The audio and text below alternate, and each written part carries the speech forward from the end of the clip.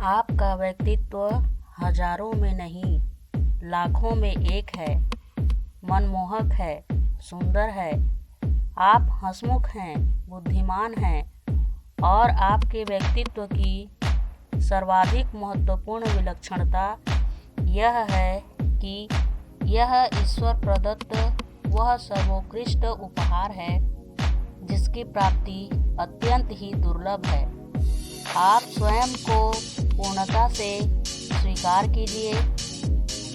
अपने व्यक्तित्व को हीन न समझिए, इसका अनादर न कीजिए। साथ ही अपने को किसी भी परिस्थिति में छोटा या तुच्छ समझने की भूल न कीजिए और अनावश्यक घमंड से सदैव दूर रहने का यत्न कीजिए। स्वयं को जानने का, पहचानने का यत्न कीजिए। संसार को जानने से पूर्व स्वयं को जानना महत्वपूर्ण है, आवश्यक है। स्वयं को जानने पहचानने के लिए यह आवश्यक नहीं कि आप ऋषि मुनियों की भांति समाधि लगाकर ही बैठ जाएं। विचार करें कि आपका सर्वोत्तम उद्देश्य क्या है, ध्येय क्या है, आकांक्षा क्या है। अपने व्यक्तित्व को संपूर्णता से चाहें।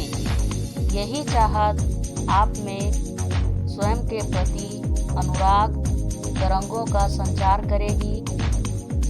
यही स्व अनुराग आपको सफलता की बुलंदियों पर पहुंचाने का प्रभावशाली साधन है। आप अपनी एकाध कमी को दरकिनार कर दें और अपनी इक्का दुक्की अपूर्णता पर चिंतित न हों। एकमात्र ईश्वर के संसार में कोई भी व्यक्ति परिपूर्ण नहीं, अतः महत्वहीन कमी को नज़रअंदाज करते हुए स्वयं को स्व अनुराग में सराबोर कीजिए। अपनी सबसे बड़ी कमजोरी को चिन्हित कीजिए और उसे सुधारने का सार्थक प्रयास कीजिए, परंतु अपने व्यक्तित्व का किसी भी परिस्थिति में अवमूल्यन न कीजिए। साथ ही अपनी क्षमताओं का अनावश्यक प्रचार भी न कीजिए और न ही डींग हाँकने की प्रवृत्ति में पड़िए।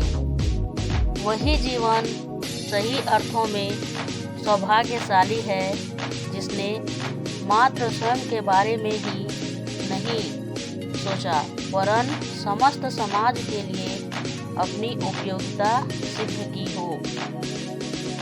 अपने जीवन में ऐसे पुष्पों की फुलवारी सजाइए जिसकी सुगंध मात्र आपके घर की चार दीवारी तक ही सीमित न रहे, बल्कि अपनी मोहक सुगंध से आस पड़ोस के वातावरण को भी महका दे, सुवासित कर दे।